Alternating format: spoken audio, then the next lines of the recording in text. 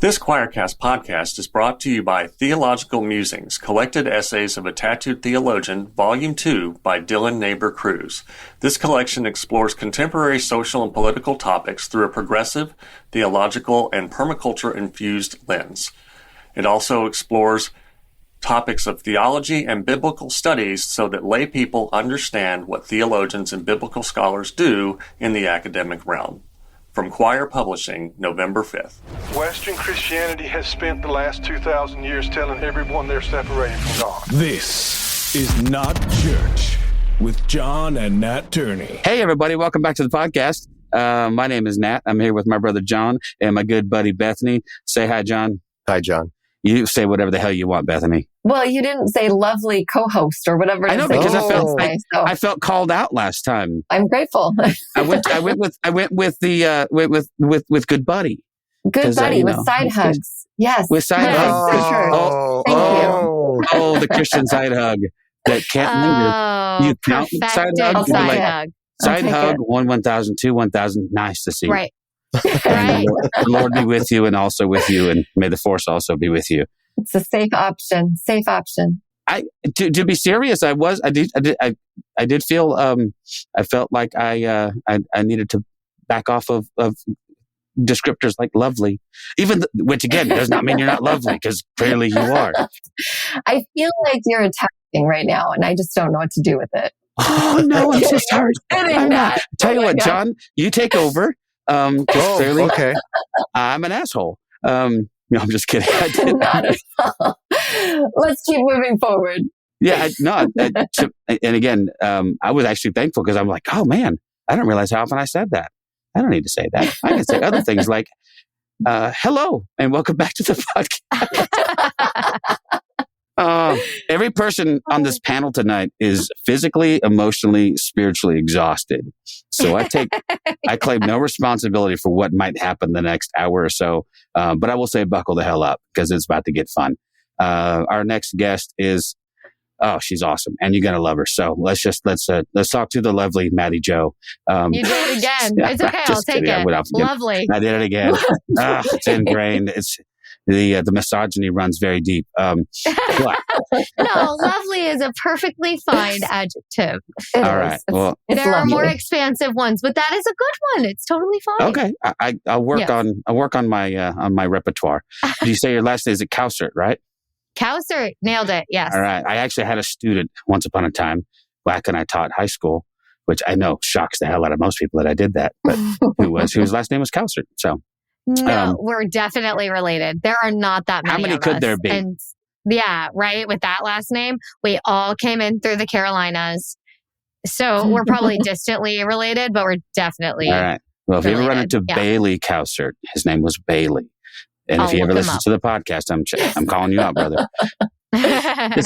John and I have the same. Actually, Bethany must have. Well, actually, I don't know. Shay might be more common in its so country of origin. Uncommon. Well, yeah, probably is. It's especially Hungarian. The spelling, right? Yeah. It's just such a strange last name. The fact that your Hungarian ancestors kept the spelling is incredible. Yeah, right? Totally. Yeah, it's wild. See, we're all just messed up from all over the place. It's always we're American, right? No, yeah, we're all just from somewhere else. How can there be white supremacists in this country of all places? Find me a pure anything, and it's right.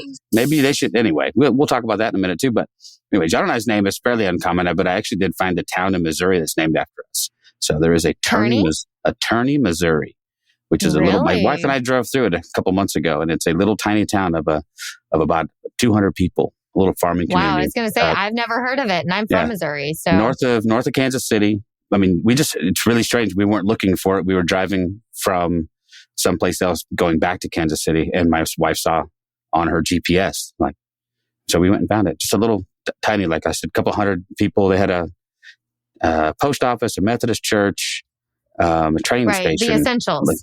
But that had long since been closed, and they were restoring it. So it was like a little museum of this little tiny train station. They definitely have a Dollar General. All of those towns have a church, a post office, and a Dollar General. I don't know how Dollar General skipped this little town. There wasn't one. Man. I was so shocked. I mean, I am always, when I go back home and I'm like doing the drive from like the Kansas City airport or the St. Louis airport back to Branson, because that's where my family's from. I'm like, there are so many Dollar Generals. Like, if it was the apocalypse, everyone could just take refuge in a goddamn Dollar General. There are so many of them between these big cities.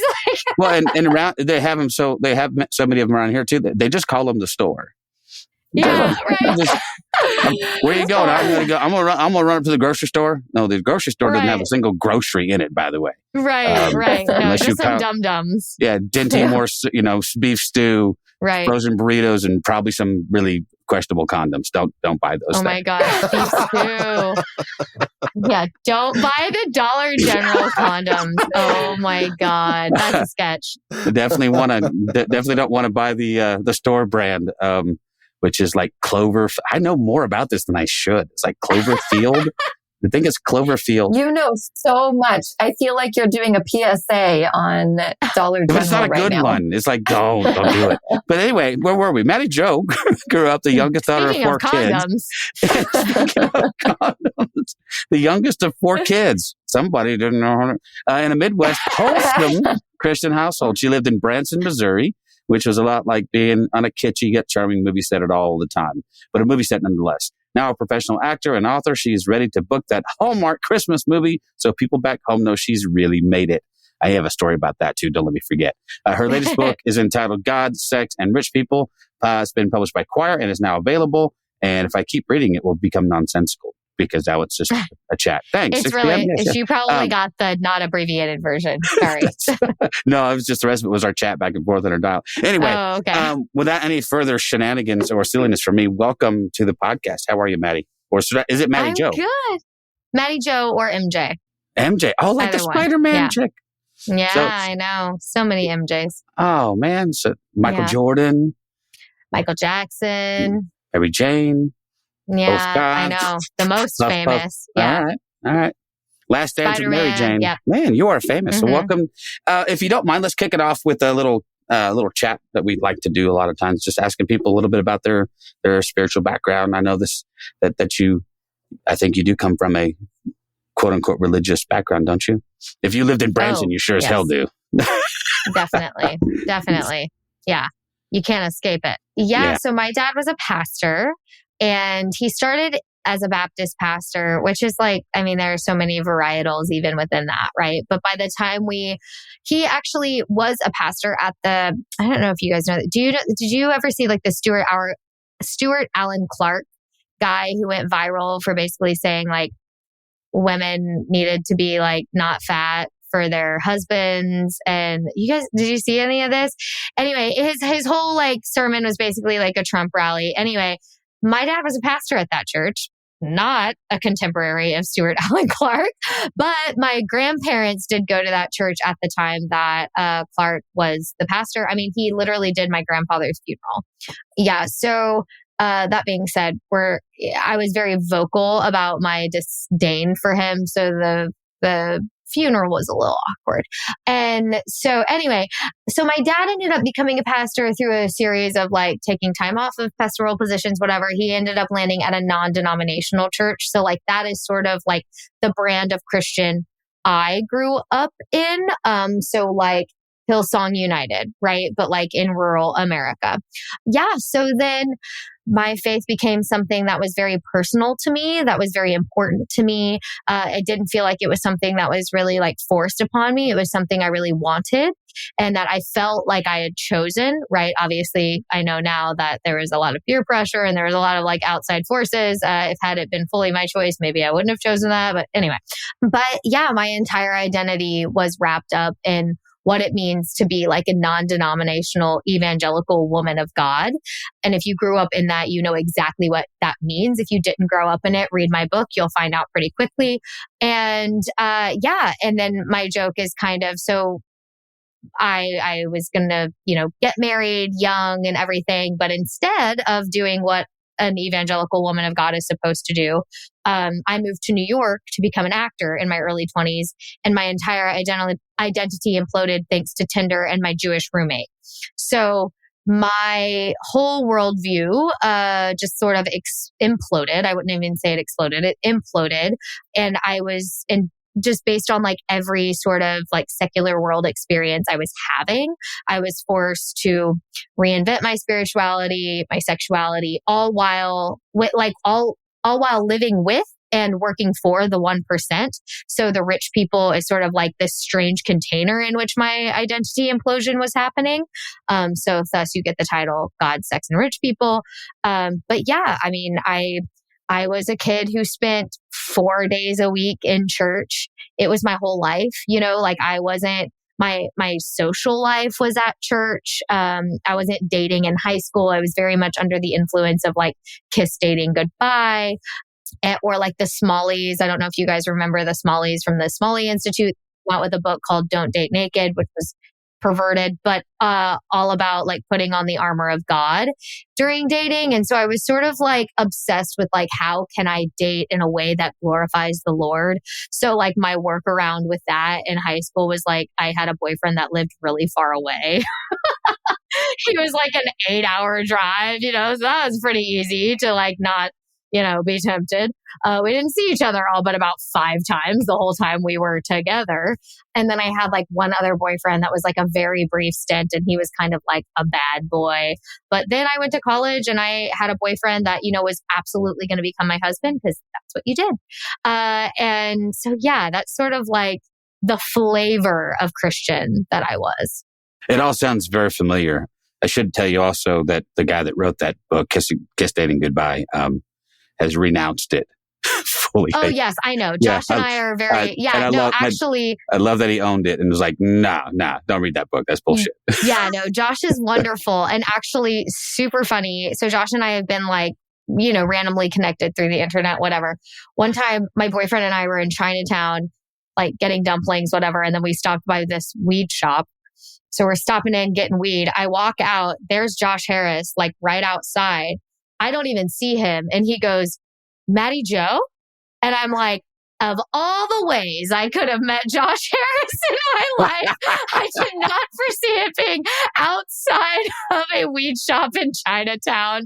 And so anyways, that's how we like finally met in person. We got a selfie and everything. So yes, I am very aware that Josh has like owned the damage that he did. Yeah. Well, I appreciate that about guys like that who, that's all we want from people, right? Is grow, learn, own some stuff. Too many people don't do that. But John and I think to a maybe lesser extent, Bethany, but John and I grew up in the male version of purity culture, whatever the hell that is. It was all of the sort of same tropes, but with us oddly set out as the heroes of these stories.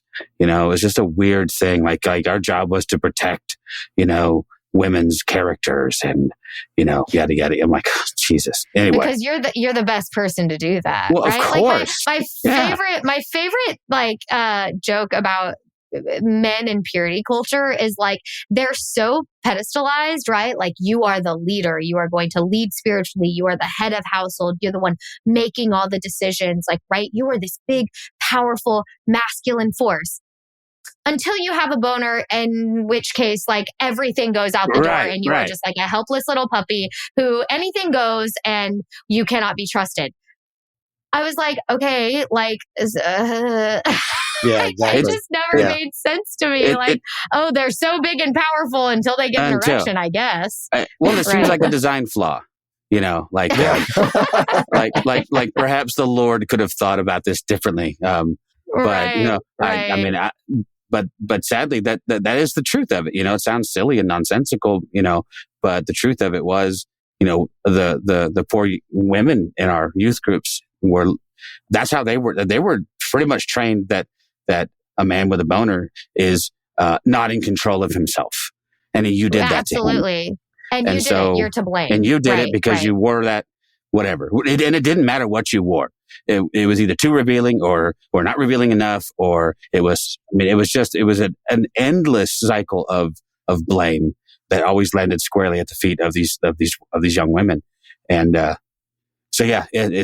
but anyway, that's that kind of culture though that we grew up in religiously that we have spent the last 30 years trying to unravel and like say, and having to find the residue of it in places that we were unaware of. Right. 100%. Like, oh my gosh, I thought I'd rooted that out. And then I tell Bethany she's lovely. And then, well, and the joke, not so much a joke, but it was a conversation about so Bethany's a pastor, by the way. And she still has to put up. That's great. She used to put up with this bullshit as a pastor with people telling her things like she mentioned last week, where somebody in her congregation told her that, she didn't have to wear those glasses just to look smart. Yep. I'm like, and that's just as shitty as it sounds. I'm like, did you honestly? Like, you would never say that to a male pastor. Not to his face. You wouldn't even think about his glasses. No, it wouldn't even occur to you. You wouldn't even be thinking about you don't even think about their appearance. Like, men get to look like however they want to look and do whatever it's like, well, and this is a whole other conversation about like how many male pastors there were who were clearly like unhealthy and on the verge of like a quadruple bypass. And yet like my sin against my body is sex. What is their sin against their body? Donuts and Mountain Dew for breakfast? Why is that not the same? Totally. After church lunch at the country buffet. They get to, like Pizza Hut, like whatever. Exactly. Like, but they get to be the head of the church. But then like I would be actually like totally pushed out of the community if I didn't behave a certain way sexually. And they always talked about how sex was like a sin against your own body. I'm like, what about all the ways that you're clearly harming your body? Not to like fat shame, right? Like I'm not, doing that, but it was just like, I watched these pastors and how they ate and how they, they were not living healthy lifestyles. Even some of them, whatever, you're allowed to choose what you want, but they were allowed to choose body autonomy. Women were not, especially when it came to sex. No, 100%. Yeah. Purity culture is just so thick in the church. And even still, like I've been pastoring for 18 years and I'm not as involved in purity culture sorts of conversations, but we do have a lot of people that come to our church that are coming out of that sort of a situation where they are still coming to terms with their own body and the shame that they feel over their bodies, especially these young women. And a lot of times these families that are no longer wanting to talk about things like that or have their kids have that same sort of shame that they experienced when they were kids, like they're trying to release a lot of that from their families. But it's so hard to know how to move forward as Christians. Like, how do you have a good sexual ethic? What does that even look like without having all of the shame placed on you, especially on our girls? And it's complicated for these parents. They really wrestle with it.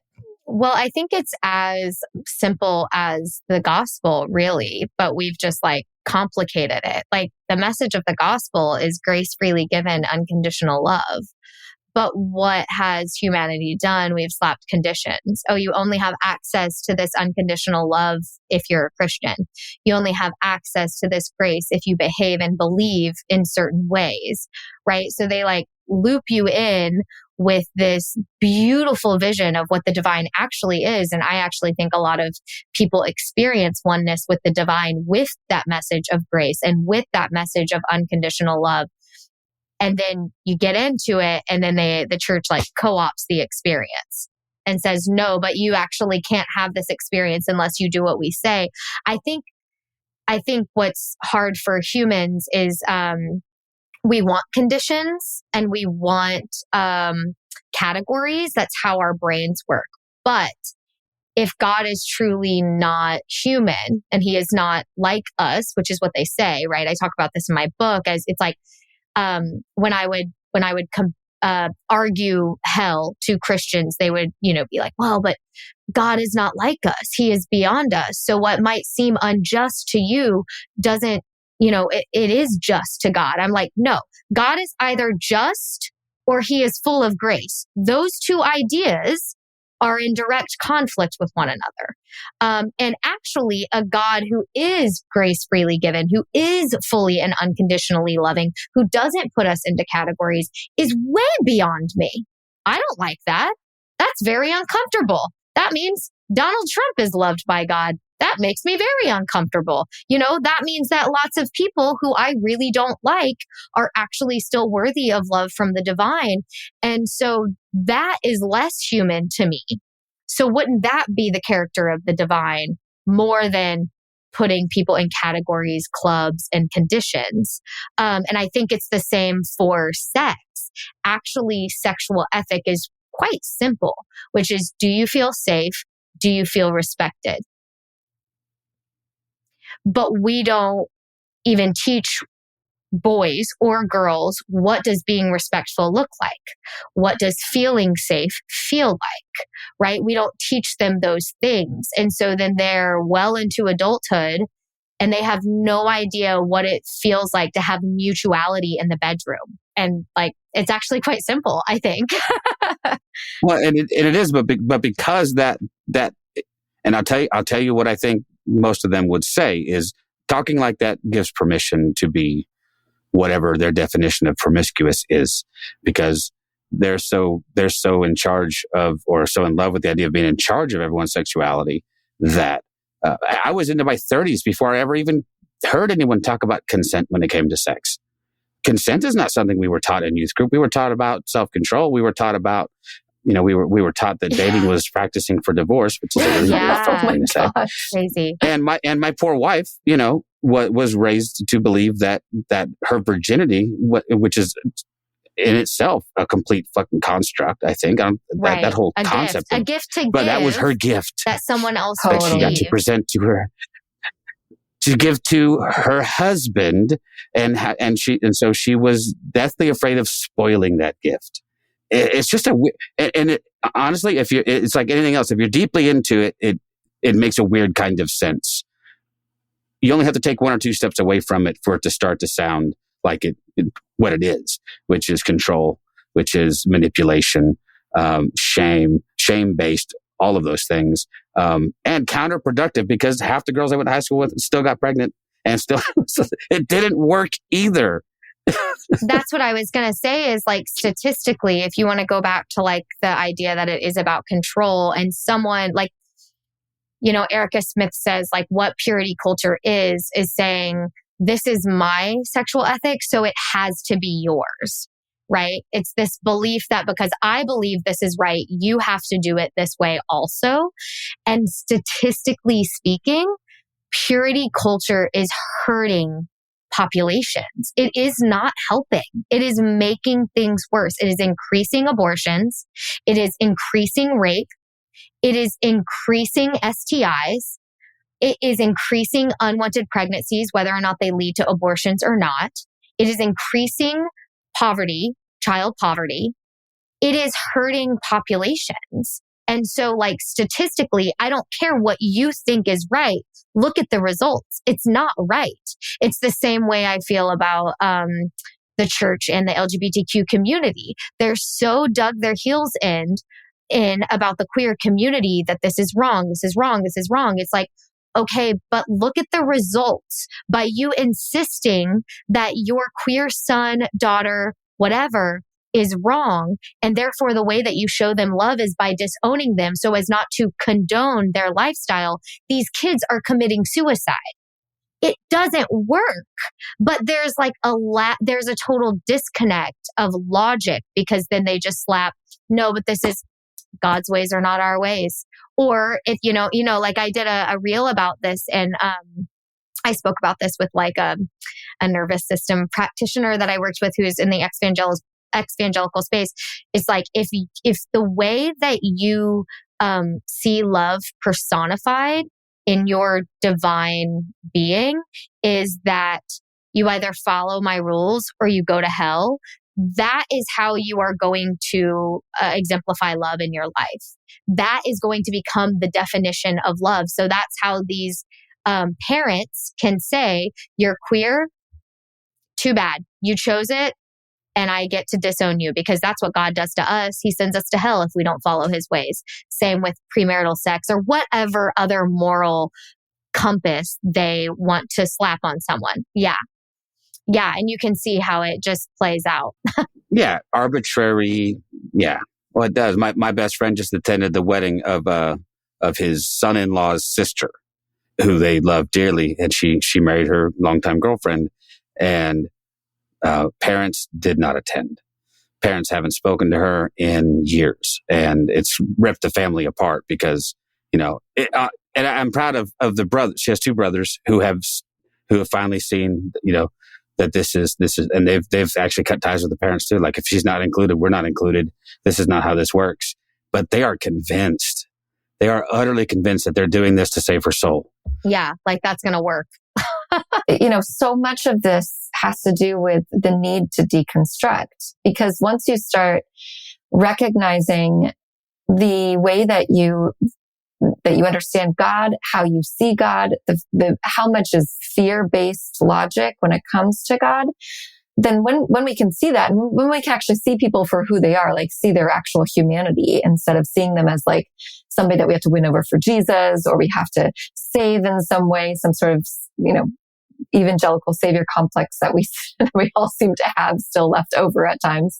What we can see is that people are so ready to be loved, and we're able to let go of some of those constructs, but it takes a lot of work, and it has to come from that place of recognizing that God is a God of grace and love, instead of this God that we have to like keep in a box and make sure that box is held perfectly all the time. But I think a lot of times it's fear-based. If I don't hold this standard in place for the youth group kids at the church, or if I don't hold this standard in place for queer kids or whatever it is, then I'm not actually showing them love, because God is love, and love looks like some sort of repentant space of how I see they are supposed to live. It's real damaging. I've, over and over again, I've seen it in people's lives. It's scary. It's actually really scary. I talk about that in my book also, when I came to terms with, so I realized maybe I wasn't a Christian. It took me a long time to even admit that to myself, but I realized I wasn't a Christian. And then I was like, if I'm not a Christian, that means I'm going to hell. And then I had to wrestle with my idea of hell. The chapter title of that is Hell Yes, Oh Fuck. And when I was wrestling with whether or not I believed in hell, I realized how much of my moral compass and my decision making was all based in my fear of hell. And I was like, I was sold this idea that I was doing all of this out of love, my love for the Lord, my love. No, but actually it was this very real fear of, if I didn't live this specific way, I will go to hell. And I didn't know how to make decisions in my current life that weren't dependent on my residency in the afterlife. And so part of my deconstruction was, how do I make decisions on what I actually believe is good and right and whole for me right now? I didn't have that. I didn't have that ability or that skill before. Yeah. Yeah. There's that sense of like always being afraid, like that if I'm getting God wrong, then I'm afraid of going to hell or leading other people to hell. And that, like, oh man, that was a whole thing too. It's paralyzing. Yeah. That was a whole thing too, of like the limbo that I was in. I just remember the anxiety I felt, like every time I went out drinking or every time I had sex, I just had this like, oh no, well, what if someone, like, I was afraid to not call myself a Christian because I was afraid I'd go to hell, right? But then I was afraid if I called myself a Christian and people saw me like drinking and having sex, then I would lead them to hell. It's just like this layer, like, oh, then they're going to think this is an okay way for Christians to act, and then they're going to go to hell. You know, it was just like, oh my God, like I really believed I had that much influence and power on people. But that's what they teach you, right? If you don't behave this way, you are leading others astray. And it's just a very, just like anxiety ridden way to live. It comes back to that. My opinion still is that Western evangelicalism in particular is some of the most narcissistic philosophy or theology that you can have, because it is all hyper individualized. It is all predicated on how much influence I think I have, or in some circles, the influence I think I should have.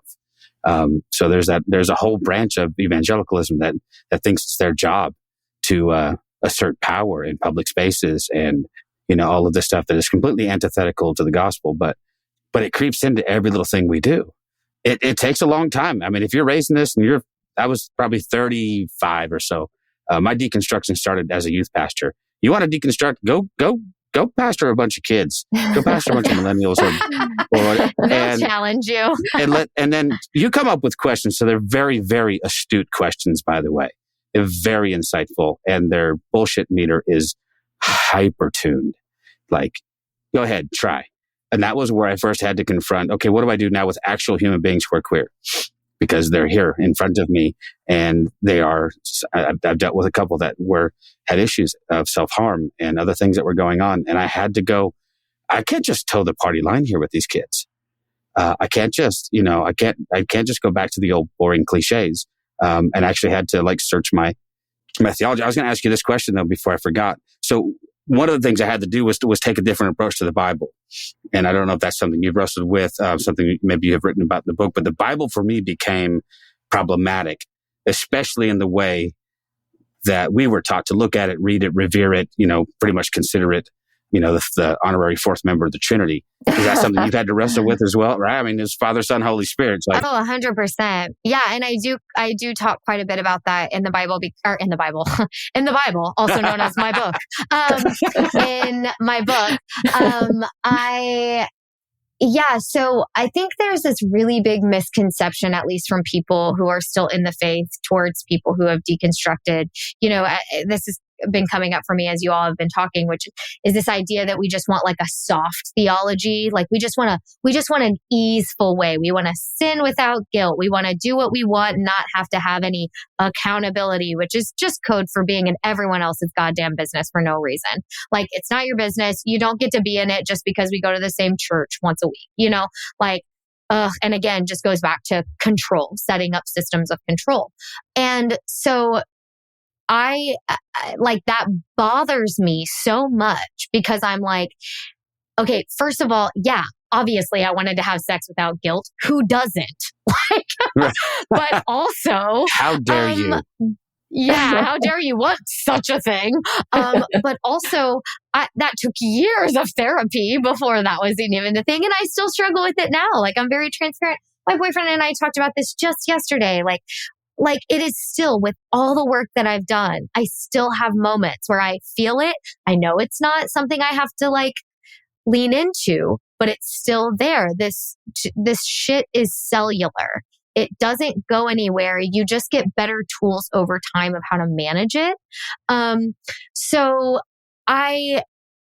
for me, I was taught, and I know you guys understand this too, because the Bible, it was the fourth part, right? It was the idol. And so I learned it, and I was taught to respect it and revere it. And it was the blueprint for life. And I got to a place where I was well, if this is the blueprint for life, I better freaking know what it actually means. And so I went on this very long journey. And again, this is more in the book, more detailed, but, I went into what I call my scriptural skepticism spiral, which is very hard to say, especially when you're trying to do a reading of your book. I was oh my God, that's the last line of the reading and I can't spit it out. Okay, so scriptural skepticism spiral, where I was just reading scriptural skepticism constantly. So I was literally looking up what are the div schools around the country reading?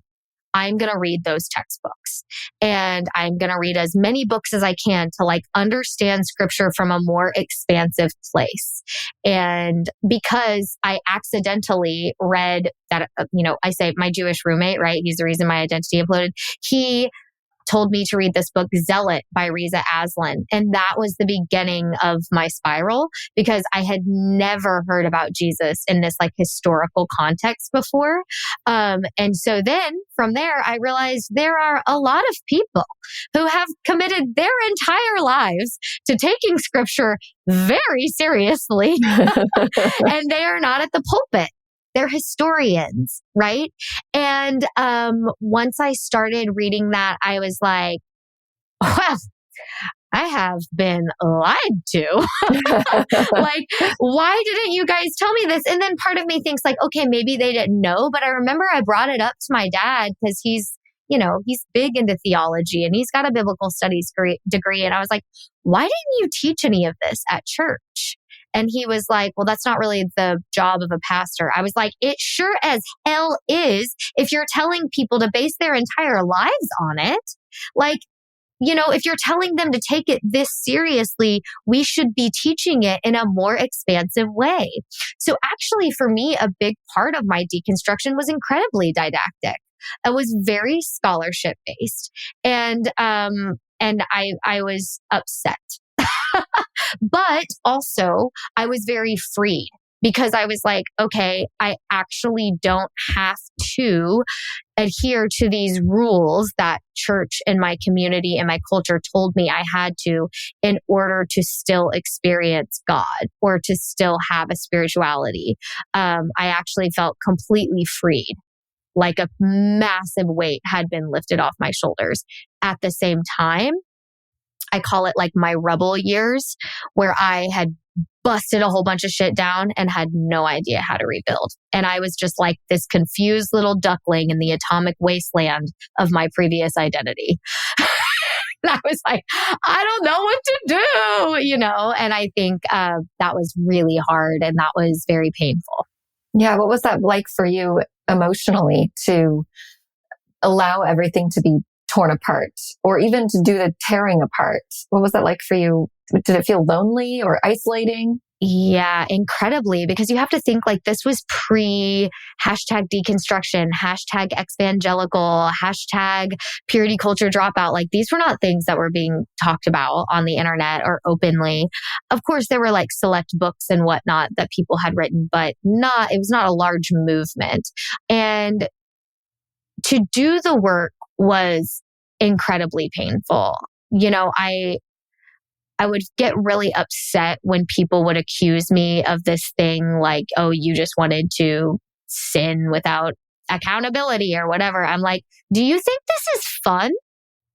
Like, I had my whole identity. I had my whole life. I had exactly how I was going to live and how I was sure was the right way to live. And now I know nothing. And just because you're getting married at 22 doesn't mean you know shit either. But of course, I couldn't tell them that because they felt like they had figured it out. And I was on the other side going, I know you have nothing figured out because this is what I'm going through, But because they were following the steps they were supposed to follow, they felt some sort of superiority. So it was very emotionally, I was devastated. Like I remember the moment that I thought to myself, I was like reading this book and I closed it and I just started sobbing. And I was like, I don't think Jesus is who they told me he was. And that truth is going to alter my entire life, whether I want it to or not. And I was devastated. I mean, like how you feel it's like I've never experienced this, but I can imagine it's like being in this really incredible, like power couple relationship where you just feel so loved and safe and sure of your life that you're building together. And then all of a sudden you find out like they have a double life and that you didn't know about. Like that is what I felt like betrayed by Jesus, and so I just didn't know how to move forward. And the hard part was I wasn't going through this at the time with anyone I felt could really understand it. So that was like super isolating because I felt like all my friends who were still in it, they were all getting married. They were all doing what they were supposed to. And then all my friends in New York either weren't as like close to it as I was. Like they were around it, right? Because they like had grown up in Missouri or Arkansas or whatever. So they were around it, but they didn't have the relationship with Jesus I had, right? Like they didn't have the true intention of purity until marriage like I had. And so I felt like many of them were just rebelling against hate maybe. Whereas which is understandable, especially a lot of like my queer friends. But me, I was like, I feel like I just am so lost and I can't tell anyone about it because it involves sex and it involves drinking and it involves a whole bunch of sin and everybody's just going to judge me. And they did judge me. They judged me plenty. Like, especially once I started writing about it on the internet. But yeah, so that was really tough. And, you know, as I was writing this book and I was going back into those years, I had many moments where I would just like break down and cry. Because I felt for that young woman who was just so lost and just, didn't have any way to express it or to find any sort of community until I started writing about it, right? It was very difficult. Yeah, I bet. I bet. How were you writing about it? You had a blog, right?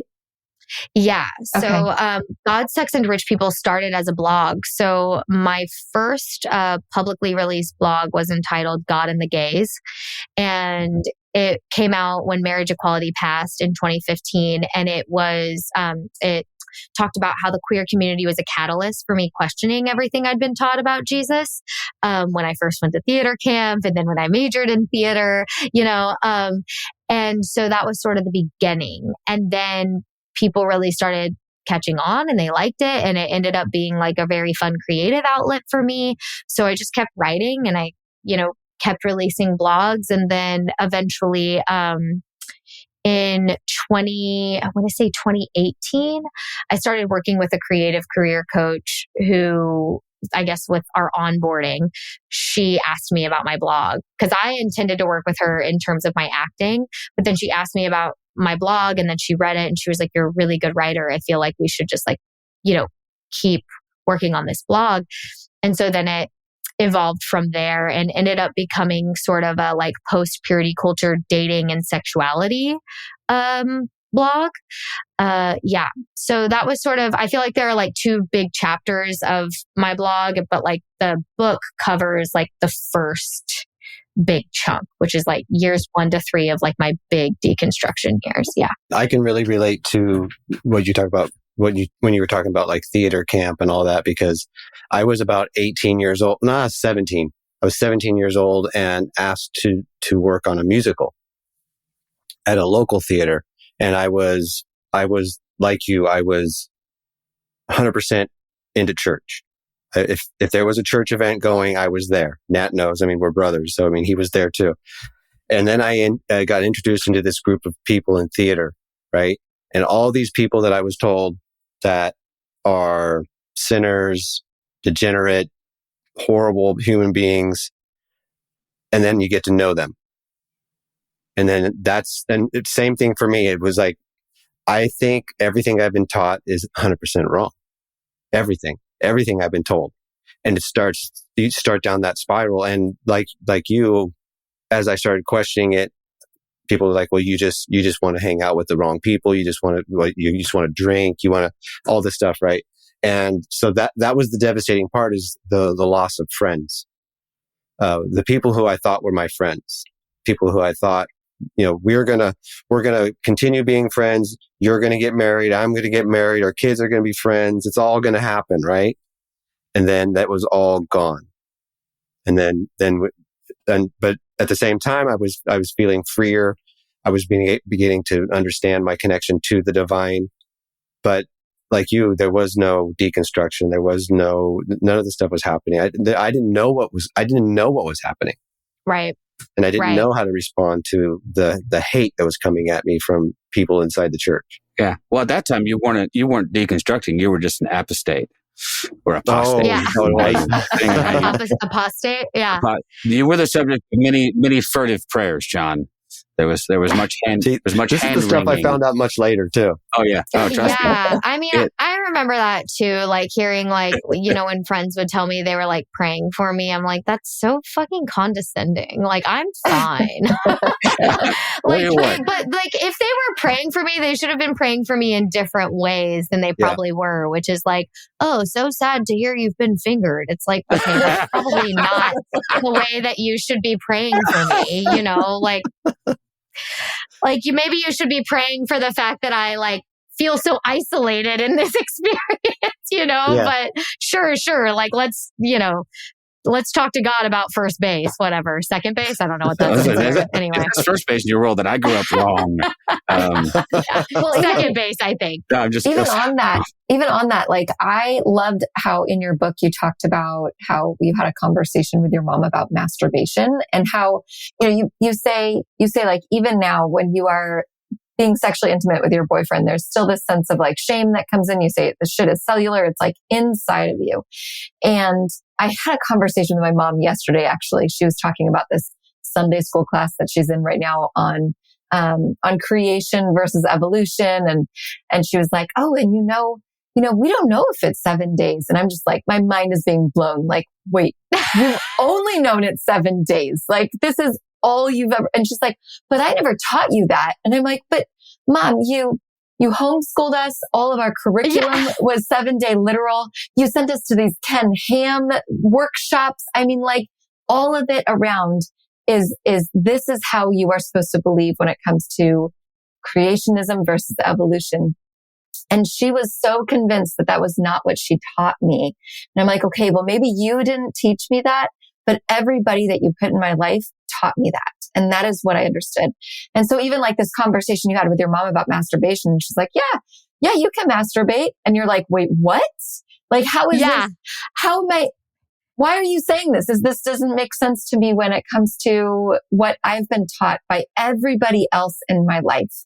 And I'm just curious, like what your relationship with your mom has been like from that point forward, or and all the things that you were taught along the way and what it was like with your family of origin and how they probably believed that they did you right. Yeah.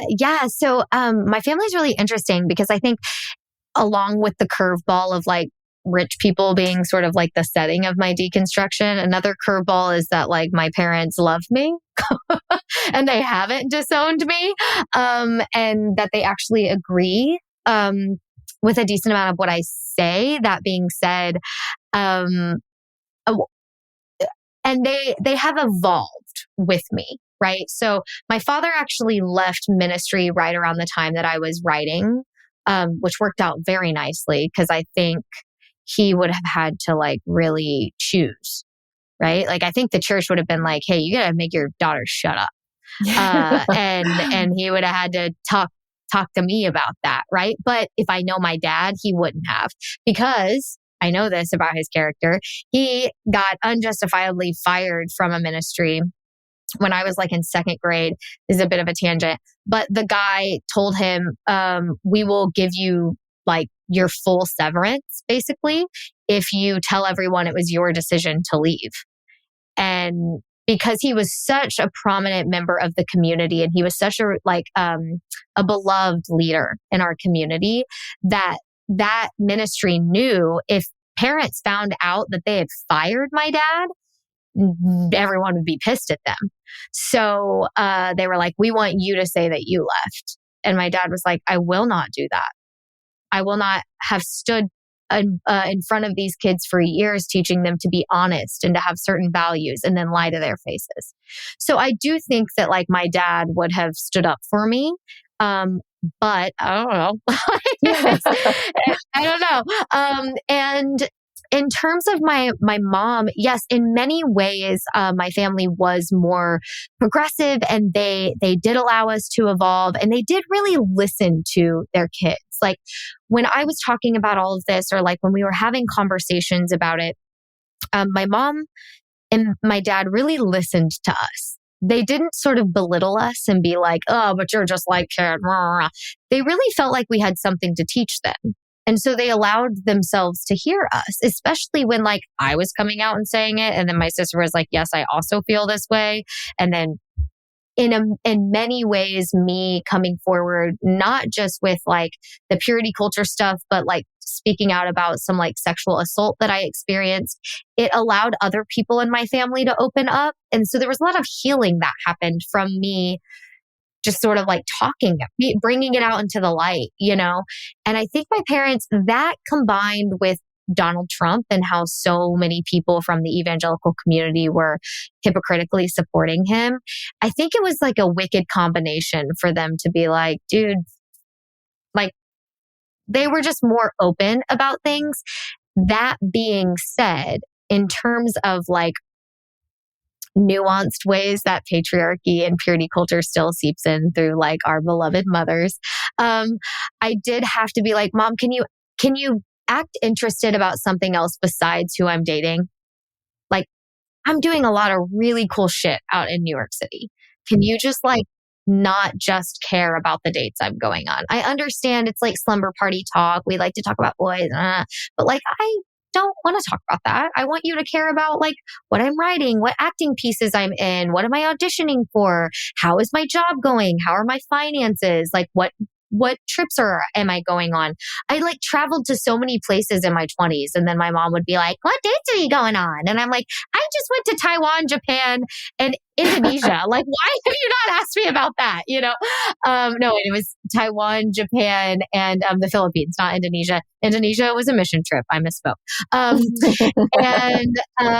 And so, and then it was other things like, I don't know, she would like make comments here and there about like body stuff, about like the sexualization of certain things. And I'd be like, why does that have to be sexual? Like a belly button is a belly button. Until when? When does it become a stumbling block?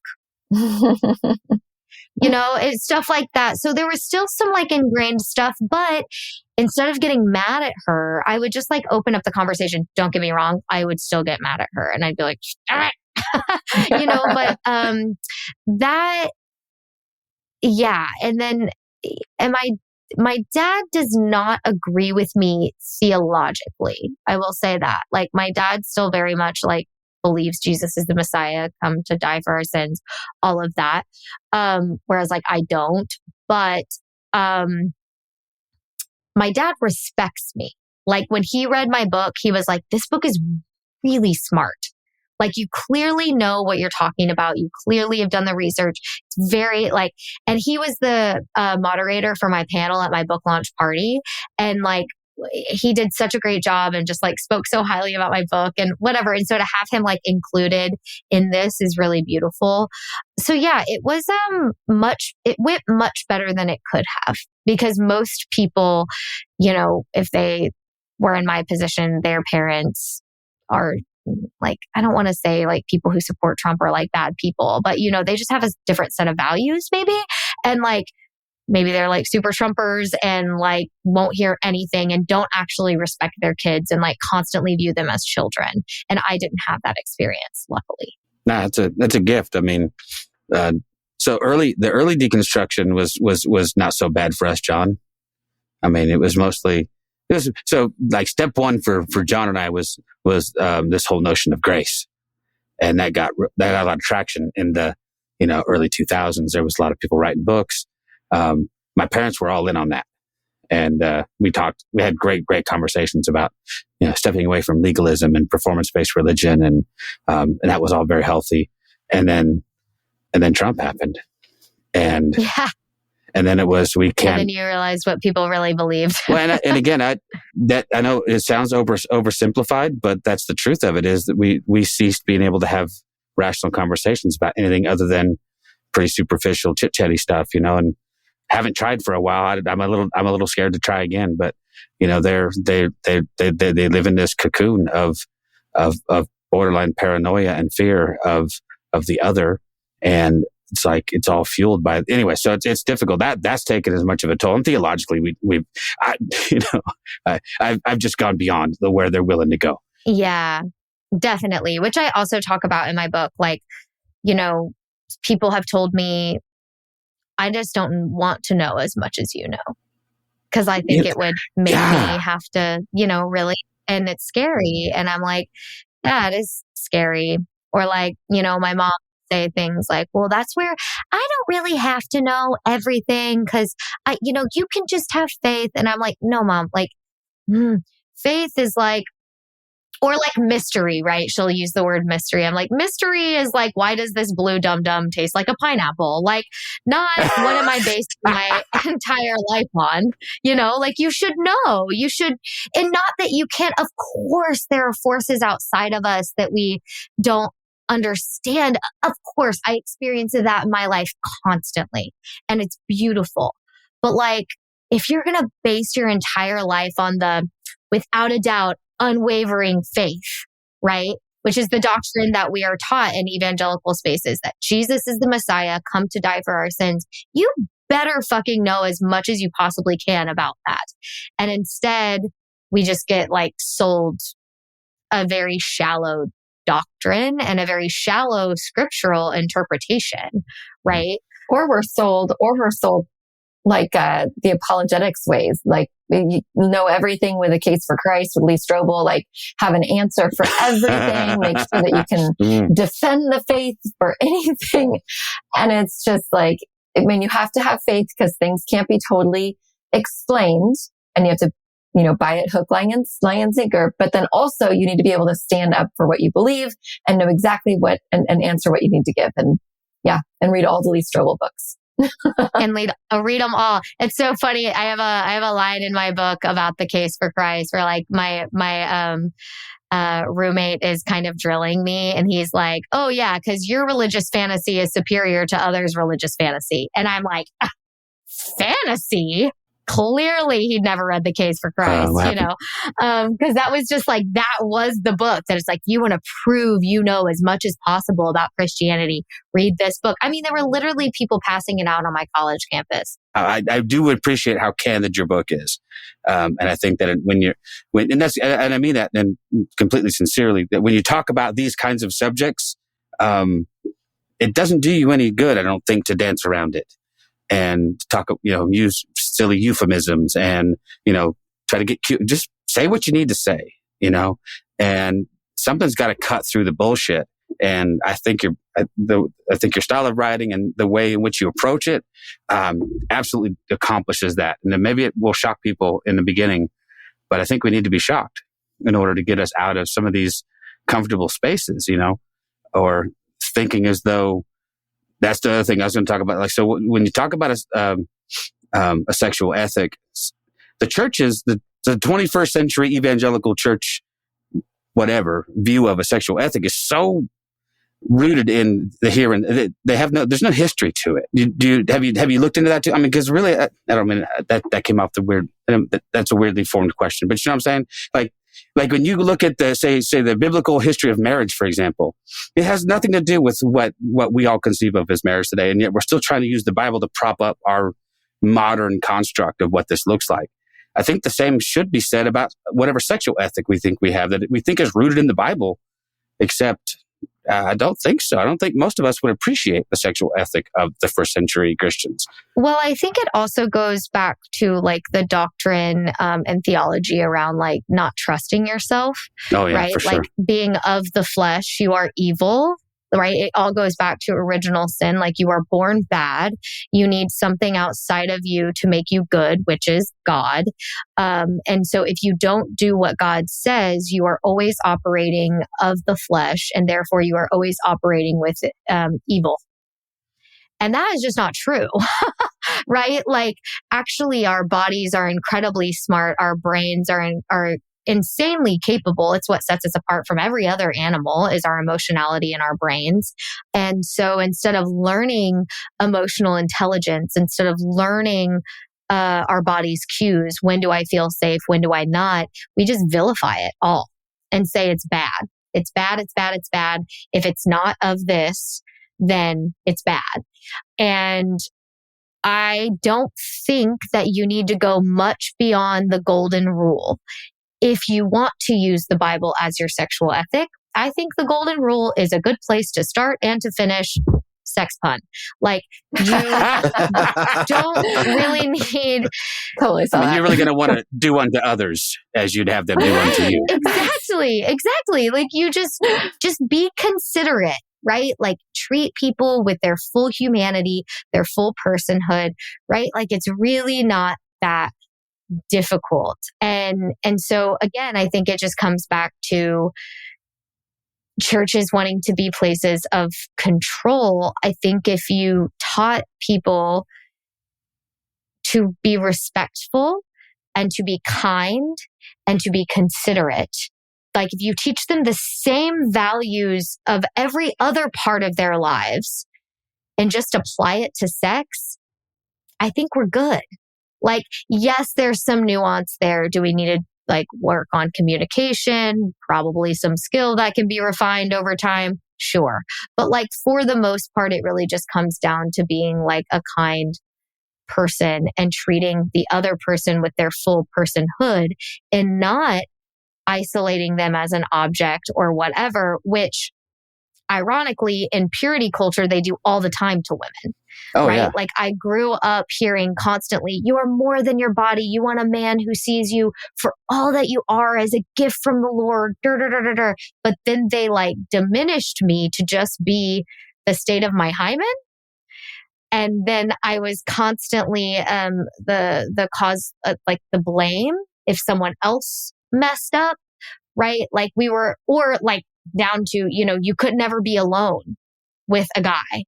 Like men were taught they cannot even be alone with women because we were always objects of sex. Like we were actually not full people within purity culture, even though they sort of like masqueraded as like, that's what they were doing. Your value is so much more than your pussy. Is it though? Because that's kind of all you talk about, So I think like, yeah, when I have this reel that's like how I don't know what it is. It says something like how I apply the Bible to my sex life. And then it's like, I don't read the caption. And because I just don't think it's, again, like beyond the golden rule. Like, I don't think it's actually that necessary. And then if you also, it's super confusing. If you like really get into sexuality of the Bible, it's like, what? Like there's all this spilling of seed going on. And then there's also, it is like which part of the Bible, right? Because then you've got like the Song of Songs, Song of Solomon. That is definitely like Solomon was known for being polyamorous. Like, so there's no way that this was like him and his monogamous wife, right? Like she was a lover, right? And so it's like, and they uphold that in Christian circles as like, this is how you should feel about your spouse. And it's like, we don't even know if they were married, like in like a legal sense, we don't even know that. And then you have like, what is it? Like Ruth and Boaz, where it's like actually upheld that Ruth had premarital sex, or I might be misspeaking there. So I might be misquoting. We could consult the pastor. But there are examples in scripture where it's like, this is the sexual ethic of the Bible is actually not super clear. So why are we making it out to be? I mean, she definitely seduced him, and there was I think scripture within that context says that she slept with him. I mean, we wouldn't say that in an evangelical circle. We would just see like, oh, she uncovered his feet and she laid at his feet like a sweet doormat would. But it's not really that. There's definitely like, oh, she is intentional here to get with him in this moment and to get what she needs out of it, to have power in a situation where she was powerless. Right. Yeah. So I don't know. It's like, I don't know. It's layered. And I even look at like, JP2's like theology of the body and how like Catholics get really theological about it all. And I'm like, I just don't think it's like, I get that it's like masquerading as like, this is how we help people be their best, fullest selves. But I just think it does more harm than good, like, I just don't know. It's like if you look at other Western cultures that just teach holistic sex, they don't have the same issues that Americans have. They don't have the same problems that we have in terms of just in general, like mental health stuff, which I believe that sexual health is mental health and that we should be treating them similarly, because so much of people's like mental health issues come from their sexual health issues. Anyway, that's a whole diatribe too. But anyway, but it's almost as if we've elevated sort of one aspect of our humanity over all these others, and we've treated it wholly different. And almost maybe like we shouldn't be consulting, a first century and earlier weird book that talks about, that it's basically pro-slavery, basically maybe we shouldn't consult that for our leanings on sexual ethics. Yes, and also like Jesus doesn't really talk about sex. No, he doesn't. Right? Like ever. He never talks about it. He's kind of Looney Tunes in some of the like Gospels where he's like, I will come back in this generation, then didn't, right? Like he's like super apocalyptic, but like he's not super like vehemently like, this is what a sex ethic should be. I mean, he was involved with Mary Magdalene. He was involved with sex workers. Like we could think of him as like a nice, kind man, but like, was he not involved with them sexually ever? I don't know. I like to think that Mary Magdalene and Jesus were like a solid couple, but I don't know. But like, I just think if he was fully human, why have we taken that part of his humanity away? Which I think is another part of purity culture is like, we talk about how human Jesus was. Like he experienced temptation, like all of this. I was like, okay, but only when he was fasting for 40 days by Satan. What other human things did he do? Did he fart? Did he, was he kind of an asshole when he was a teenager? Let's really humanize him if we're going to really humanize him, And so I just think there are lots of like gaps. But again, this is commentary on the church's teaching and culture, not necessarily like Jesus. I talk about that in my book. I'm like, I love Jesus. Like, and it bums me out that he's been, made what he's been in so many different bastardizations over centuries. Yeah. Well, it's the clearest instruction you get in the New Testament is from Paul, and a lot of Bible scholars some that we've talked to on this show will tell you a lot of that's pretty dubious. That even Paul even wrote those things, and so it's almost a case can be made that the early church came in and said, oh no wait, we got to throw some stuff in here that maintains some of our control, doesn't let these people get too far with this freedom and liberty thing. So I don't think you can fully understand, and I know we have to wrap up in a second, but this is why I think it's so important to like research scripture outside of scripture is because I don't think that you can fully understand scripture unless you understand how we even got the canon we got.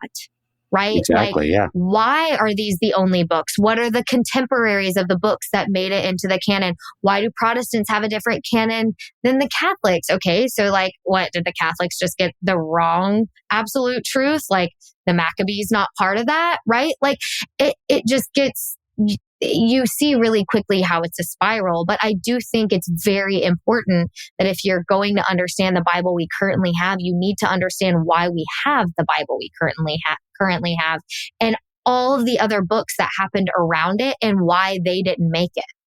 Like, not all contemporary books of the Bible see Jesus as fully human and fully God. Some of them just thought he was spirit, right? It was the Council of Nicaea that came together and was like, I have this joke in my book that's like, everybody's arguing, was he fully God? Was he fully man? Was he a spirit? Like, what's going on with the Gnostics? And some guy who was just like really hungry and tired was like, let's just call them all three and break for lunch, right? And that's how we got the Trinity. And so, or like, how did we even get Catholic theology? Like, why was it organized? All of that. Like, you just have to dig a little deeper than just what's going on the pulpit. No, you're 100% right. Well, there's much to do, much work to do, and there's a lot more we could talk about. But sadly, you are correct. We have to wrap it up. It's 9:30 in Texas. John, Bethany, any parting shots before we bid our guests adieu? No, I just want to say thank you as well for taking the time to come and talk with us. I really appreciate it. Thank you for listening to This Is Not Church. Be sure to rate and review the podcast on your platform of choice. If you would like to partner with us, visit patreon.com/thisisnotchurch. where you will receive exclusive content such as early access to episodes, videos of upcoming episodes, and live Q&A sessions. Be sure to check out our Facebook group or follow us on Twitter and Instagram. All the links are in the show notes. We'll be back soon with another episode.